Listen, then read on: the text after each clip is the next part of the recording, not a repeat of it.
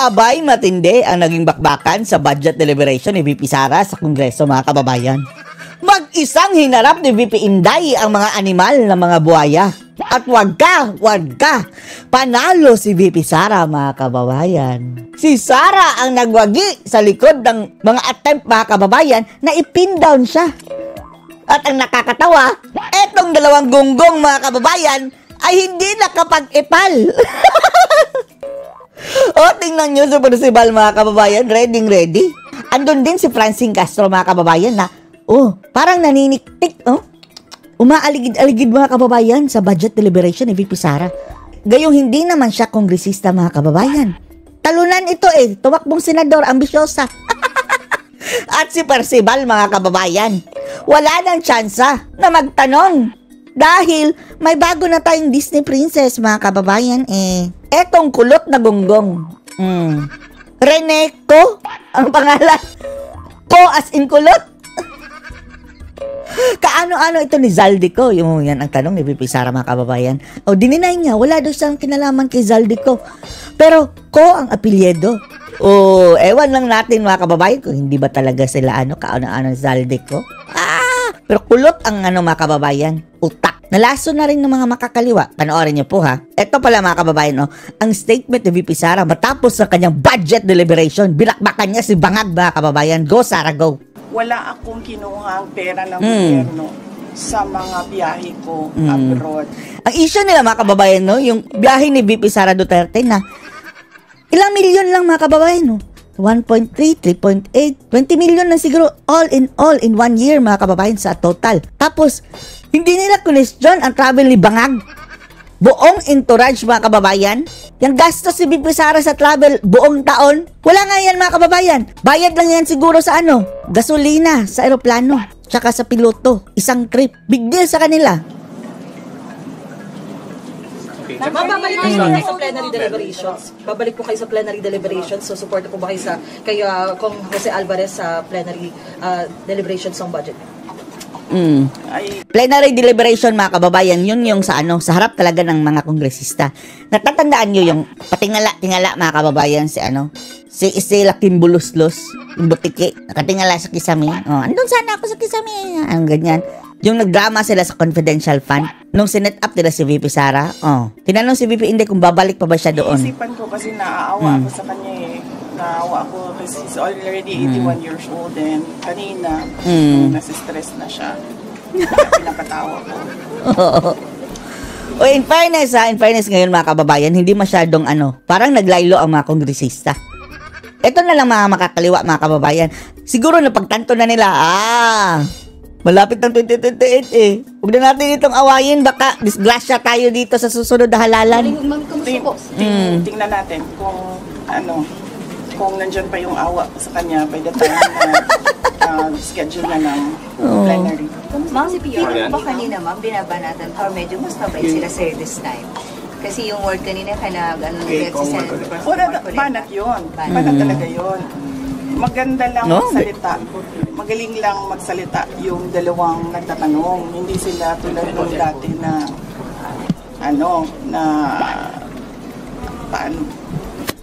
yung mga gurang sina Francine at saka si Arlene Brosas. Description ng paano yung mga wording this time. Oo, kasi 'di ba? Hindi naman sila nagtatanong about sa budget Nagtatanong sila about sa confidential funds. Oo nga, mga kababayan, hindi matunawa, Wala na confidential funds si VP Sara for the past 2 years, diba? 2 budgets. Tapos nagtatanong pa rin. Sinabi ko na nga wala naman akong kinuhang pera ng gobyerno para bumili ng ticket, humingi para sa hotel, para sa representation per dime, wala naman akong kinuha sa gobyerno. Ma'am, were you expecting an atmosphere a while ago na gano'n na magiging scenario or you prepared for a more intense sagutan sana kung sakali? Were you surprised na gano'n lang kanina? More from the last time you were Hindi lang yun naging intense kasi hindi ako bumanat. Siya nag-restraint, mga kababayan. Bumabanat ako kaya naging intense siya. So kanina, naisip ko, papanatan ko ba ito sila o hindi? Ba't nga ba hindi? Ba't nga po ba? Naaawa ako kay Congressman Pepito Alvarez kasi Pasalamat kayo. Kasing edad ni Tatay Digong mga kababayan, yung kanang kaharap. he's 81 years old and I do not think that he can handle the stress of an intense and heated budget hearing. Tapos mga kababayan, si Bangag, si Tatay Digong pinatapon dun sa ICC, 80 years old. Walang galang, talagang bangag. Tumawag siya last Friday. Monday ngayon. Hindi siya tumawag kahapon. Last Friday siya tumawag. It's okay. Alive. Bawal na daw i-disclose, Sarah.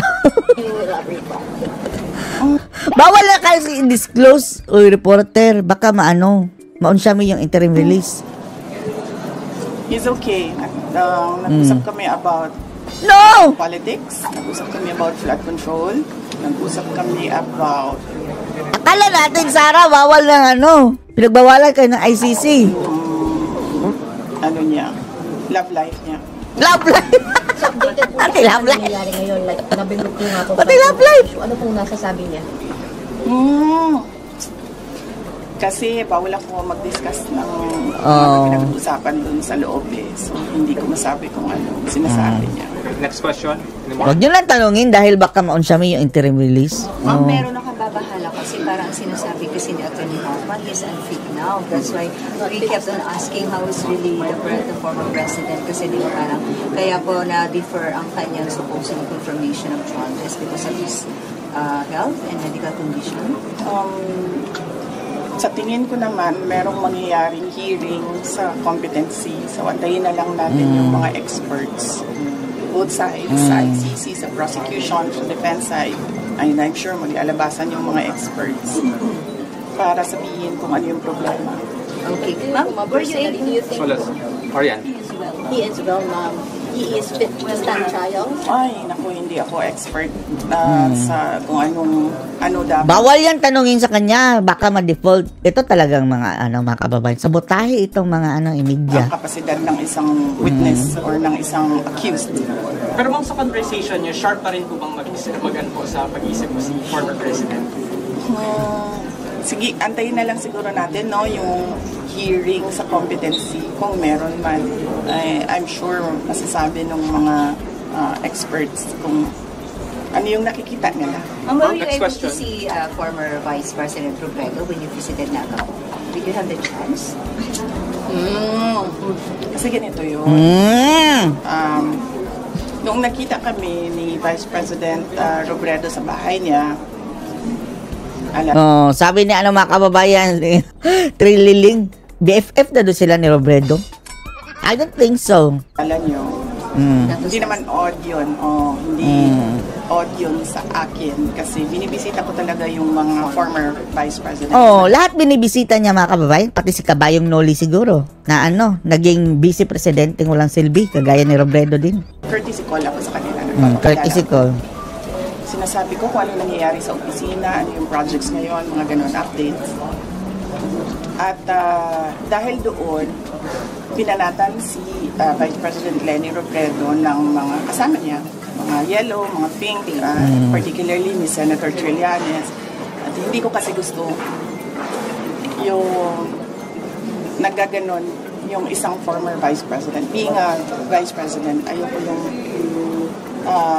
ginaganon mga former Vice President. So, for this visit sa Naga City, nagdesisyon ako na huwag kami magkita para wala nang masabi ang mga tao. Oo nga, wag mo lang kitain yan. Si Lutang. No. Ayaw din namin.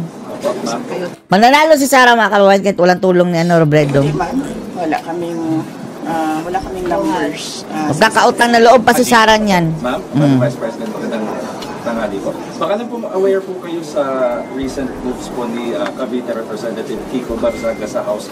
Parang china-challenge niya po kasi yung leadership. Yan si Barzaga, mga Kiko Barzaga. Siya pa ang maunang kakasuhan mga kababayan ng ATEX complaint. Diyos ko Lord. Samantalang itong mga inaakusahan mga kawatan, Zaldico, Tambaluslos, lusot! Ni House Speaker Martin Romualdez. Dapat lang. Dapat lang talaga. Dahil nakita niyo naman yung budget 2023, 24, 25. Malamang agawan na naman yan ng budget sa 2026. At lahat yung mga past budgets natin, nakita natin na it was under the leadership of Speaker Martin Romualdez. Ma'am, dahil hindi mamatay-matay yung issue ng ouster attempt dito sa Kamara, kayo po may personal po ba kayong bet for the speakership? Wala, hindi ako, masyadong madami kaming inaasikaso sa Office of the Vice President para ko isipin kung anong nangyayari sa House of Representatives. Sa other matters, ma'am, baka meron din po kayong comment sa independent commission po ng pangalan composition, baka may anytime. Kabangagan, no? Oo. Tapos alam mo na kung anong nangyayari. Oo nga, no? Si Bangag, mga kababayan, no? Tapos, Wala pang ginagawa hanggang ngayon, mga kababayan. kita mo na based on the budget. Wala talagang nasasakote, walang nasisibak. Pera ng bayan. Mag-aantay ka pa ba ng komisyon o ng komisyon o kung anong komisyon yan? Consumption. Actually, kasi kaagad dapat yan.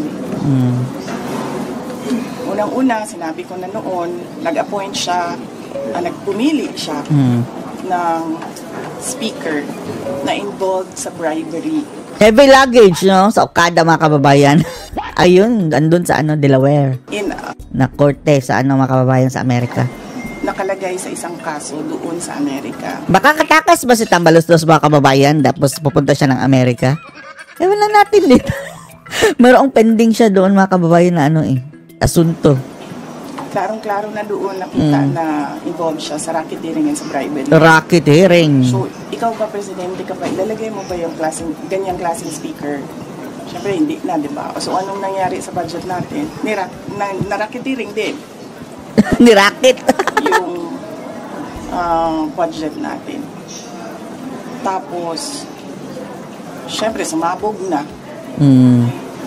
Hindi ko makapagsalita sa Department of Public Works and Highways, pero makapagsalita ako sa DepEd kung anong nangyari. At Pinento na yan ni Bipinday dati. Sinabihan na siya, alam niya.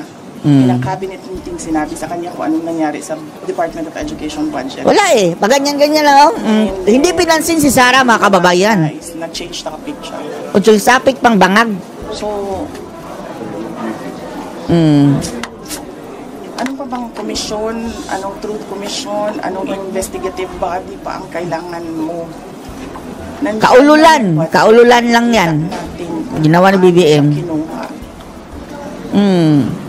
Diba dapat nun, diretsyo mo na gawin, tanggalin mo na yung speaker mo, ayusin mo na yung, sabihan mo na yung mga kaalyado mo. Ang nangyari, si Cheese lang ang natanggal, mga kababayan. Dahil, para matanggal si Marcoleta. Collateral damage daw, sabi ni Senator Marcoleta. Sa House of Representatives, ayusin ninyo yung budget. Tapos, panagutin mo na yung mag-lifestyle check ka na dyan sa mga congressman at sa mga staff nila. Dami dyan, may bahay sa abroad. Talaga. Pati si BBM mismo, mga kababayan, ano yung sabi-sabi na mayroon ng retirement package sa Spain? Ha? Totoo ba yun? Diba? Masyado siyang hindi niya alam kung anong gagawin at masyado siyang mabagal gumalaw. Nagmamadali ang Pilipinas Pero alam niya, parang wala lang ginagawa, mga kababayan, Angry lang siya. Tapos gusto pa siya sumali sa rally, mga kababayan. Kung hindi lang daw siya presidente, sasali siya sa rally. Hindi niya masisisi na matutulad tayo sa Nepal, animal.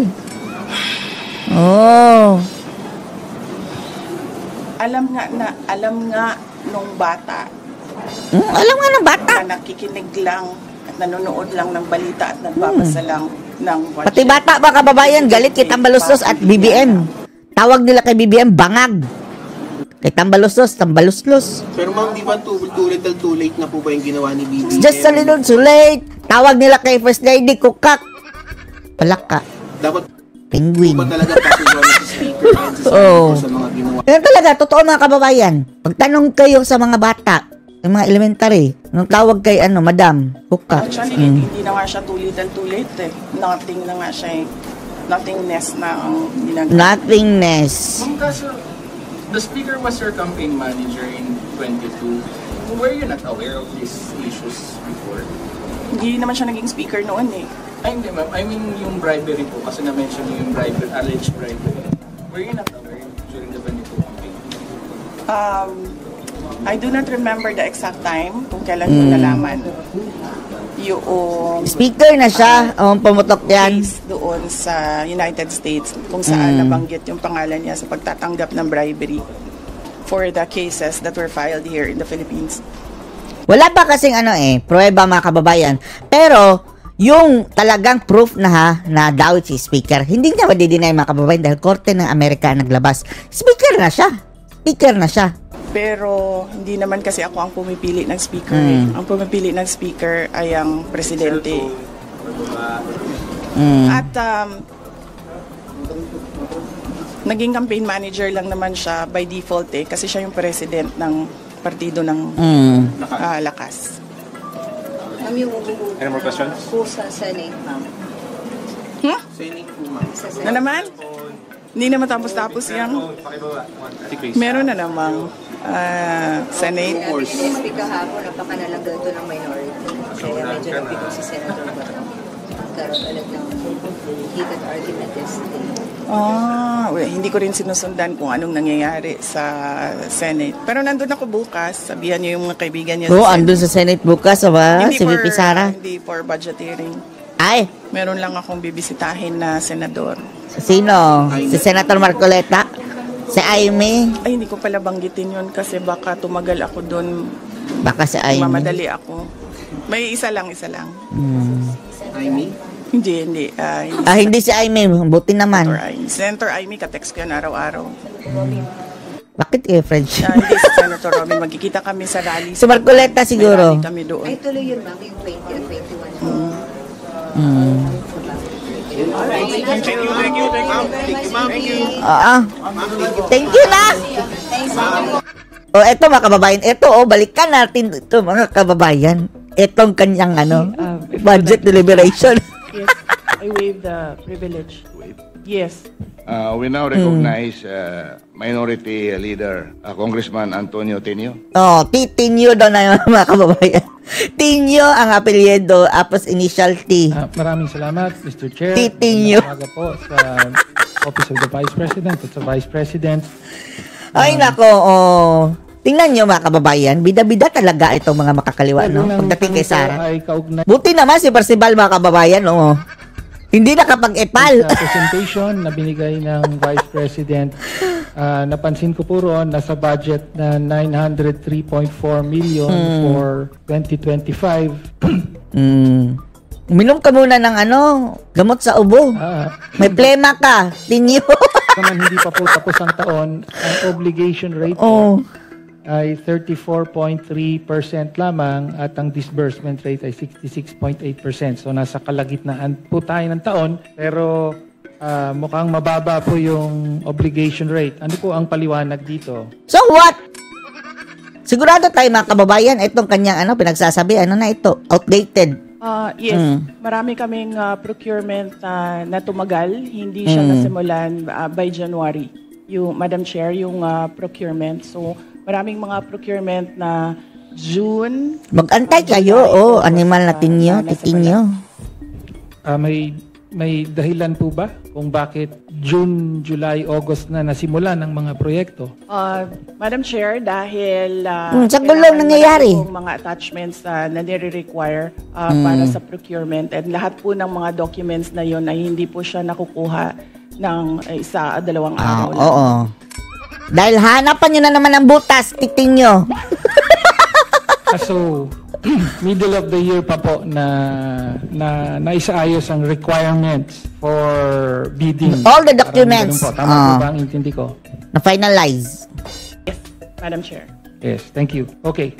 Ngayon, mabalik po tayo sa last August 8, 2024, nag-issue po ng notice of disallowance. Tapos na yan! Na-resolve na yan, ungas! Commission on Audit sa 73.28 million na halaga ng confidential funds. Ay nako. Ipatso kayo sa confidential fund, titinyo. 105 activities. Supposedly... Antonio. Tony mga kababayan. Tonyo, Tinyo. Tonyo, Tinyo. by the Office of the Vice President from December 13 to December 31. Sabi ng COA ay wala raw accomplishment reports na naipakita or sinubmit ang Office of the Vice President para dito at inaatas na inuutos na ibalik ang pera ng Vice President ni Twisting na naman ito mga kababayan, no? Bilang Twisting Special naman ito, Disbursement Officer at ni Julieta Villa del Rey bilang Chief Hindi nila mga kababayan, sinasabi yung talagang latest na. Mag-iisang taon na po, ayon sa COA rules ay may 6 months po para mag-appeal. Ano na po ang status ng notice of Tanungin mo sa COA. Ungas. disallowance. Unmodified na nga eh. Madam Chair, I suggest that the congressman ask this during the hearing of the Commission on Audit. Taray. Madam Chair, I'm asking the question now from the Office of the Vice President. Tanungin mo nga ang COA. Madam Chair, this is a status of documents inside the Office of the Commission on Audit. So it has to be the Commission on Audit who will answer what is happening. Sa full katitinyo. Nag-submit po ba ng appeal ang Office of the Vice President sa notice of disallowance? Natural. Kung yung Congressman Tinio, kung ang notice of disallowance was rectified by COA, wala na po yun. Pero kung yung notice of disallowance ay meron na silang final adjudication and then merong order yon na final yung notice of disallowance. So, for your information, I will check with COA and get the record and give it to you. Thank you. Thank you, Chair. In fairness mga kababayan yung ngayon, yung sabi ni sabi ni VP Sara na 81 years old. Medyo may pabor konti kay Sara mga kababayan. Mabuti naman. Hindi kagaya ng dati si Stella Kimbulos-los.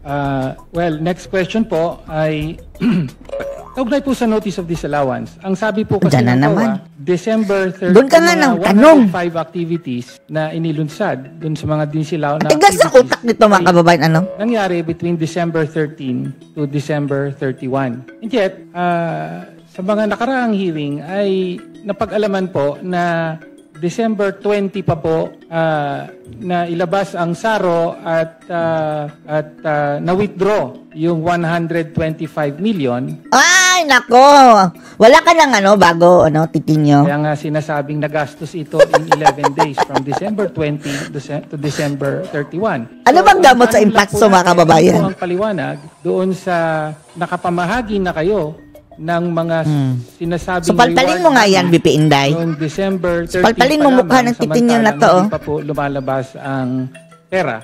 Antonio! Confidential Tinyo! Pwede po bang may paliwanag yun? Antonio Tinyo. Madam Chair, this is the subject of an impeachment trial.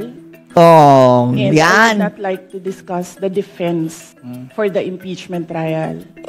Representative Tinio, please proceed with the next question. Madam Chair, I would just like to note na wala pong impeachment trial sa kasalukuyan, Madam Chair. In fact, it is archived. Meron pa rin. In-archive in the Senate. Pwedeng buhayin.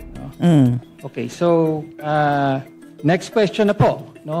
Lumabas din po sa nakaraang mga hearing sa House. Ang kulot mga kababayan, demonya. Kulot din ng utak. Bida-bida. Na-outshine mo tuloy si Percival. Ready naman, nag-toothbrush na si Percival mga kababayan para maganda ang kanyang ngiti. Kanyang mga ngiwi. And then, wala, hindi nakapagsalita si Percival, kawawa. Nag-submit po ang Office of the Vice President ng 2,670 accomplishment reports at kasama po para po sa liquidation ng 500 million pesos worth of confidential funds. Ayan na naman. Office of the Vice President. Uy, move on mga titinyo. Ayon sa investigasyon ay 1,322 out of 1,992 names in the OVP ARs submitted to the PSA have no birth records. Ungas! Yan ang gusto nila malaman mga kababayan kung sino-sino yung pinagamitan ng confidential fund para malaman nila ang person. Baka tugisin nyo, mga animal kayo. So, kasama po dito yung mga hindi nga yan bawal sa COA, Ungas. Grace Piatos, Diyos ko, Fernando Lord. Tempura, meron pang Hindi share kayo, joke. ay, nako. Kindly wind up your Opo. question. Again, pwede po bang mapaliwanag ng Vice Presidente kung bakit Ilang ulit na yan? ganon Ay, nako, mga bugok. at bakit walang Julul! supporting documents ang mga accomplishment reports? Sino may sabing walang supporting document? Kowa ka ba? Ito. Madam Chair, again, first, if the committee would like to ask how the Commission on Audit conducts its audit, I request that all the questions be propounded during the hearing of the Commission on Audit. Second, the subject confidential funds is a matter in impeachment proceeding, which is archived, but there is a pending motion for reconsideration in the Supreme Court. I cannot discuss defense strategy. Wala na kasi ibang maitatapon mga kababayan kay Sara. I cannot discuss intelligence operations. Oh, dahil malalaman nyo, titinyo. Di ba sinasabing legal frauds ito mga kababayan? Oh, malalaman nyo tuloy. And cannot explain how intelligence operations are done without compromising national security. Thank you, Madam Chair. My next question. Uy, tama na. Congressman Tenyo, last question. Opo, last question. Please wind up. Opo. So, Wrap up. Napabalita po. No? Wind up talaga mga kababayan dahil whining. Iyak-iyak. Oh, di ba? Wine. Whining. W-H-I-N-E. Na, yan bang spelling? mula July of last year hanggang sa kasalukuyan ay meron pong 13 trips ang Vice President overseas. No? So, dahil andun ang kanyang tatay, Tinyo.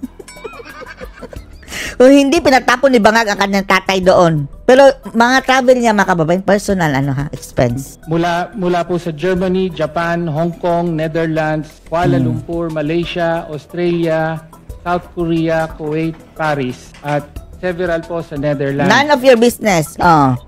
Tapos si Bangag, ilan ang travel niya na walang silbi, mga kababayan? Umaabot po sa at least 60 days po na on leave ang presidente. No, on leave naman pala. At marami po, pero hindi lahat ay sinasabing personal leave. No? Walang sahod yan ha, on leave. Sa mga trips po na ito, ilan po ang naging personal leave at ilan ang on-official duty at magkano po ang total na budget na ginastos ng office? Less than yung yearly ninyo na budget. Magkano nga ba daw nakukuha nitong mga party list, mga kababayan, per year? More or less, 100 million ba? Oh, ang napafinal sa kanila ng mga budget? Oh, meron ka bang naipatayo ng isang poste? Tinyo? Kalsada lang yung sigaw-sigaw sa kalsada, mga kababayan, siguro ito na proyekto. Vice President para sa mga official leave at personal leave na nangyari. So, Madam Chair, last question, Madam. Yes. Madam Chair, may I ask what date do you want me to start with Sige, sampalin mo yan ng Sara. Sampalin mo yan. July 2024. No pizza daw yun. Mr. Chair, from July 2024, a personal trip to Germany. Okay. Then January 2025, July 24, we'll personal start. trip to Sige, Japan. and so on. start. We'll start with July 2024. So, number one, under the Civil Service Commission rules, there is no allotted leave for the President and Vice President. We cannot both file a leave. Oh, so mali pala sabi mo 60 days ang leave. So the only thing that I need when I travel overseas is a travel authority from the Office of the President. All my travels were issued in the first place, bakit pinayagan ni Bangag? travel authority by the Office of the Vice President. And this implies that all these trips were approved by the Office of the Vice President. So, from July 2024, I went to Germany. In December 2024, I went to Denmark. In January 2025, I went to Japan.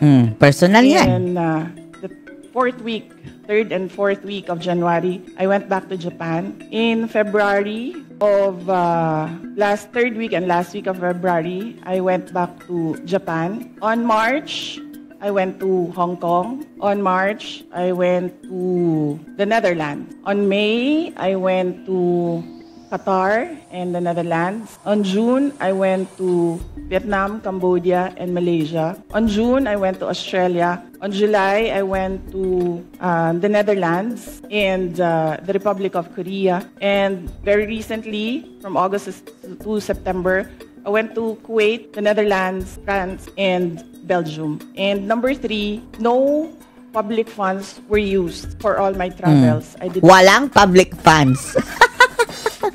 Ang sabi kasi nila mga kababayan, mayroon ka mga bodyguard Hello, hindi yan ginusto ni Sarah dahil yung bodyguard mga kababayan is ang batas ang nagtalaga niyan na dapat talaga mayroon siyang bodyguard whether or not gustuhin niya. Kabuntot na yan mga kababayan sa kanya. not charge representation. I did not charge ticket. I did not charge per dime for all my travels in the office of the Vice President. So you can see in the Sariling pera ha? in the breakdown of the budget of travel for Office of the Vice President, you can see that there was a 0 amount for the Vice President. Thank you, ma'am. Wala na silang mga kababayan.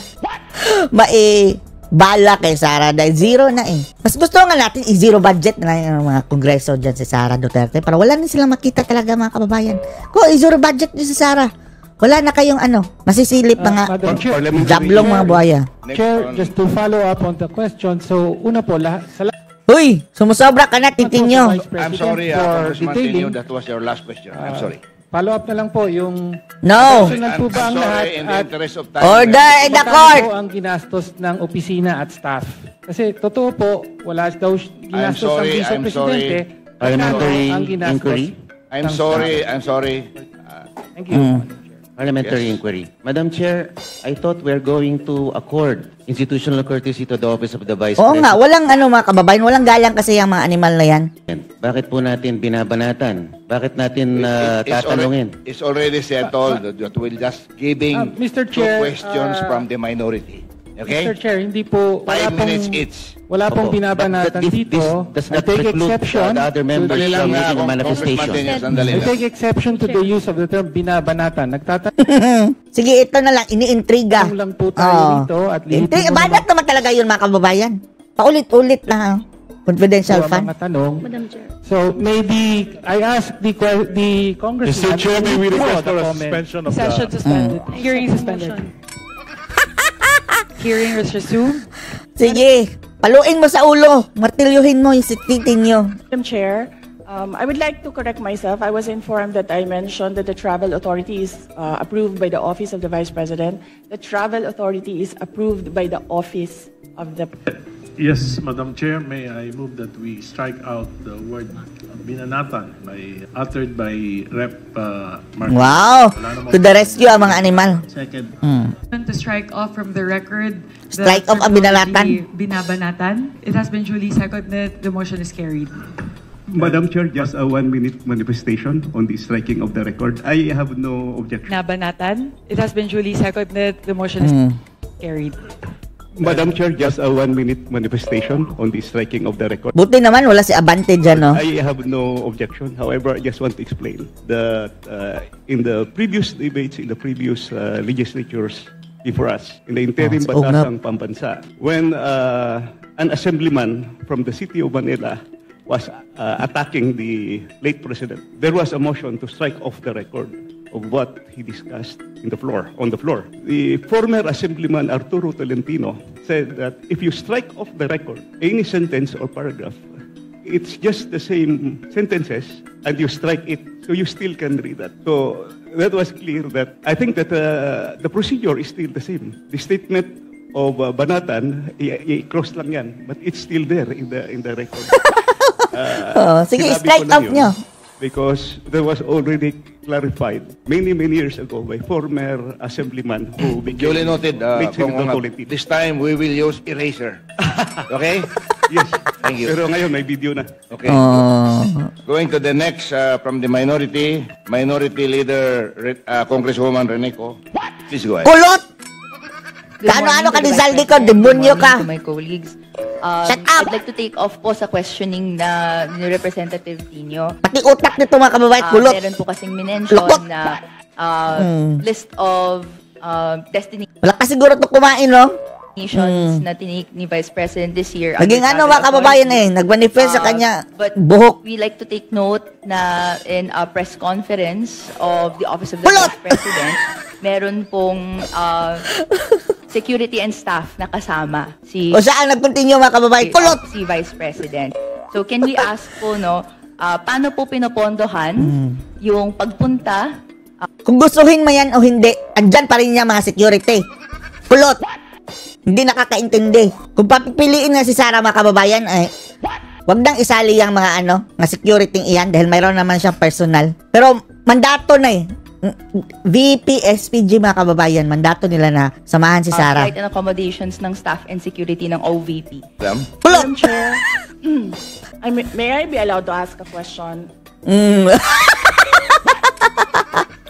Sige. Depende sa nature, Madam Vice President. Yes. Magpinsan po ba si Congressman ko ngayon tsaka si Zaldi ko? Ano po yun? I can answer. Sige, answer mo. Deny mo. Are they Kulot. relative? Please answer, Congresswoman Rene. I have no familiar relation po. Wala, pero ewan lang natin. Malakas siguro siya kitang malustos mga kababayan. Ay, hindi pa, Zaldi ko. To Zaldi ko or to Representative Zaldi ko or any Parehong ko, no?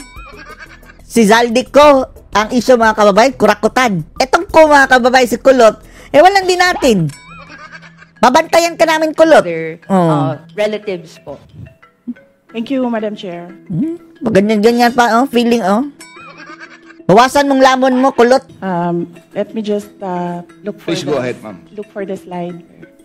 So, Madam Vice Chair. President, please go ahead. Yes. So, we are talking about international travels, as of July 31. So, for two travels in Southeast Asia, for the security, it's 474,000. 400,000 lang mga kababayan, no? Isang snacks lang yan ni BBM mga kababayan. 0.93 pesos. And buong taon na yan, ha? For the OVP personnel, these are for 2 trips. 2 trips na pala. 463.6 for a total of 938,379.99. For one trip to Australia, for the security, it's 438,383.26. And for the OVP personnel, it's 206,988 for a total of 645,371. Hindi nga umabot ng milyon? The Middle East and Europe, 3 trips. Kay BBM mga kababayan, hindi nila dinidisclose per travel. May nakapagsabi billion daw mga kababayan dahil kumpleto sila andun, lalo na nung yung mga sino unang travel nila mga kababayan. Kumpleto talaga mga cabinet secretary, si Tambalustos mga kababayan, palaging nandun. Family and friends and members, pinahotel with all the stake and bilyones daw. Yan ang sabi nila, sabi-sabi lang. Ayun na natin.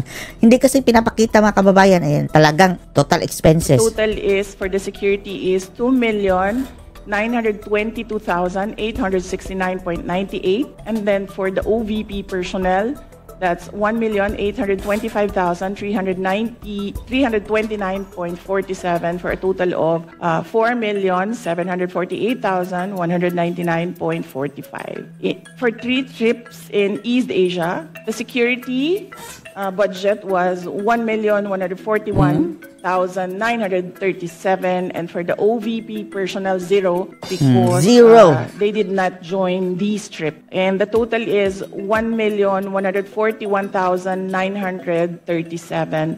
The total for 9 trips for both the security and OVP personnel is 7,473,887.70. Snacks lang yan ni BBM mga kababayan. Meal lang yan. Madam Vice President. Sige, halongkatin nyo. Hiyang-hiya naman ang mga kongresista mga kababayan. Barya lang yan sa kanilang nakukuha. Congresswoman ko, Mr. Chair, may we request a detailed copy Wow. of the Entitled na, no? Entitled na mga kababayan, no? report that the Vice President gave in relation po sa spending po ng security Pati ganyan yan, mga kababayan, oh. I-audit nila. for foreign trips Shut abroad. up, kulot. Kulot! We will request the Office of the Vice President to supply the committee with such record. Lagyan mo ng kulot doon, Sara. Mr. Chair, I'd like to ask another follow-up question. Ilan po yung staff and security na dala po ng Office of the Vice President in these trips na funded po, na of this breakdown ng fund na binigay? Natawa na lang. Sir, ba? Oh, kawawa na daw ang mukha ni yung si Manong, mga kababayan na matanda. Madam Chair, for the security, I understand they recommend, the Armed Forces of the Philippines recommend 3 to 4 AFP, ha? security personnel.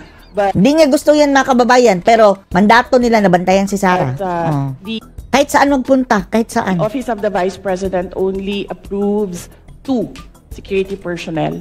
And for the Office of the Vice Dalawa lang President, in-approve ni Sara. Pwede siyang up to 4? 3 to 4? personnel, that's 1 ceremonial and diplomatic affairs employee, 1 for MPRD, that is the media relations and public affairs division, and then 1 for as assistant to the Vice President. So those are the approved personnel who joins the Vice President in her trips. So, to clarify, Mr. Chair, these personnel in total ay sinagot ng OVP fund of totaling 7.4 million pesos sa ating mga Sige, i-audit mo yung 7 million. Foreign trips.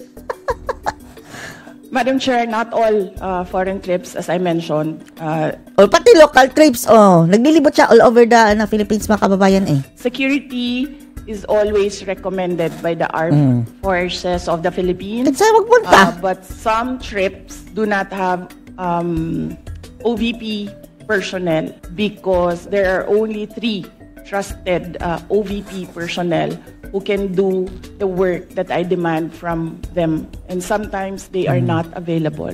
Okay. Congresswoman. Thank you, Madam Chair.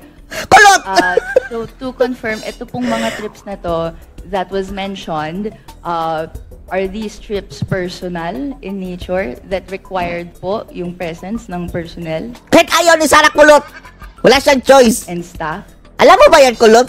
Mr. Chair, I believe, with all due respect with quality, I believe the question is irrelevant. Because even if the Vice President travels on her personal capacity, we cannot disassociate herself from the office of the Vice President. May mga kababayan, The reason for the travel is business, but she could also travel for may nagpasip-sip na, mga kababayan. Marami na ang kumakamping ngayon, mga kababayan, kay VP Inday. Dati talaga, mga kababayan, last year wala. Personal capacity, but she's still the Vice President. So I believe the question is irrelevant. With all due respect with my colleague. Mr. Chair, Thank you. Just to respond po, this is just a mere question. Whether the nature of the trip is personal or business po, Kulot! Or whether it's official. This is a question that I'd like, that could be posed. Yung iba personal, walang gastos ang gobyerno. And I hope to post po. Karamihan to the siguro. Madam Vice President. Madam Chair, it depends. If I have activities for the Office of the Vice President abroad, the 3 OVP personnel join the trips. But if the trip is purely personal and I do not have events for the Office of the Vice President, they do not join the trips. So in the graph, in the table that I mentioned earlier, those were the trips that the office, the 3 Tingnan mo kasi yung the graph. Office of the Vice President joined. But in the case of security personnel, this is something that is beyond the Office of the Vice President. It is decided by the Armed Forces of the Philippines. Tanungin mo ang AFP, Kulot. Mainit ang dugo niyan sa inyo. Thank you, Madam Vice President. AFP. Gustuhan ko, Thank you, Mr. Chair. Hope satisfies your question. Okay. Hindi, masasatisfy ba My yan? next question is in relation Ay, nako, ang dami ng kakulutan, mga kababayan. questioning and in relation to the unqualified opinion that the COA received. Unqualified nga, alam mo ba yan, kulot? Issued to the Office of the Vice President. But after that, 60 days was provided to the Office of the Vice President to issue corrections po to certain errors made. Upon questioning the COA in its budget hearing, nagbigay po sila ng additional details kung saan may nakita daw po kasing 3.8 million pesos worth of equipment not accounted for in the OVP. No, ayan na naman mga kababayan. Nag-audit na naman sila. Submission. Ito po ay mga errors. Antayin nyo, mga dokumento kasi. Ito mga kababayan, no? Wala pa mga final na Common yan mga kababayan sa mga lahat ng mga departamento. Mayroon talaga yung need, clarification, ganyan. Eto mga kababayan, talagang ninitpick nila sa kalitliitan ng mga kulutan. The 2024 annual audit report. Kulot! Can the Vice President explain this error po, Mr. Chair? Madam Chair, the Office of the Vice President from 2022, 2023, and 2024 received unmodified opinions from the Commission on Audit. And I would like to take this opportunity to thank all my colleagues in the Office of the Vice President for being faithful to transparency and accountability in our office. The reason why we have comments from the Office of the Commission on Audit is because of system and improvement in processes. So these are basically documentations that documentation lang kulot. Commission on Audit require of transactions. And we have already updated our manual of operations in the OVP to reflect comments from the auditors. Thank you very much, ma'am. And if you can, if possible, if that is not classified, you can give a list to the committee para kami na po magbigay doon sa minority. Thank you very much. The manual of operations, sir? No! Okay, sir. Let me just discuss this with the executive committee. Kasi pinaghirapan din namin dito sa gawin. Baka kopyahin lang din ng minority. It's your prerogative, Madam Vice President. Di ba? Grabe. Pinapaboran lagi si Sara, mga kababayan. Good job, mga buhaya. Bakit nag-iba yung timpla? But, kulot ako. Mr. Chair. Kulot kasi ako, kulot. Ang utak ko. We would be interested in the report. Interested ka? Mag-antay ka. Antayin mo kasi, final na ng COA. Kung ano po yung 3.8 million pesos that it's none of your business, kulot. Correction po doon sa COA audit report in 2024. Would that be possible po? Kulot! Madam Chair, as I said, all questions about andun kayo sa COA magtanong. Documents inside the Commission on Audit is best to be directed to the auditors or the representatives of COA in the budget hearings. Thank you. But with all due respect, to follow up that po, the COA specifically sought correction because po may nakita pong 3.8 million pesos that is not accounted for in the submission by the OVP. Not accounted for? Nag-iimbento ka, kulot. So, the burden of the submission is actually with the following agency. So, which is why in the exercise of legislative oversight, we would like to be enlightened kung ano po yung error na po ito. And tama po, para maiwasan in the future, a report po on what it is would be appreciated. So, ang question ko po is, would that be possible po, Mr. Chair? Madam Chair, usually the Commission on Audit, the auditors review documents, and sometimes they do not see the attachments in the correct submissions. Sometimes the attachments that are required are found in other submissions and nasa ibang folder lang, kulot. Yan ang ibig sabihin yan. Reports. And these attachments. Hoy, ko. Rinig ko. Bakit hindi mo kastiguin si Zaldico? Naka-apelyido mo. Na trilyon. Buong budget ng Pilipinas, mga kababayan. Mayroong kamay dyan si Zaldico. Ay, nako. Dito siya sa 3 million lang, mga kababayan. Are required by auditors in every report. That is why right now we already have a checklist. If this is the process, if this is the project, there is a checklist on the attachments because auditors review the documents. And the auditors require the attachment of documents, and sometimes these documents are not attached to a specific report. So what we did, Madam Chair, is create a checklist and improve the system. The personnel from the Office of the Vice President go through the checklist before they submit. Okay. Anything else, Congresswoman Ko? Just to clarify, therefore, dahil po naibigay yung explanation na yon, is the Office of the Vice President explaining that this is the explanation for that 3.8 million necessity for correction? This is the explanation why we have an unmodified opinion. Wala po nakikitang nawawala. Walang nakita nawawala. Dahil Kulot. naka-attach siya sa ibang document. Ay, naku, itong mga kakulutan ng utak, mga kababayan. Specific yung mga dokumento na ina-attach per submission. In the interest of time, ako na lang mag-volunteer niyan na Congresswoman Ko. Hingin ko sa COA yung detalya ng 3.8 kung gusto mo. I promise to give it to you in the least possible time. Thank you very much. Thank you very much for that response. My next question would be in relation po. Ang daming tanong ng kakulutan. And we're asking this question po, Mr. Chair. Ulit-ulit, confidential fund na naman siguro yan. Kung may necessity for correction for this 2024 audit report, and then meron pong other audit reports in the past that have found that there are deficiencies and delays, gusto nating hindi na po mangyari siya.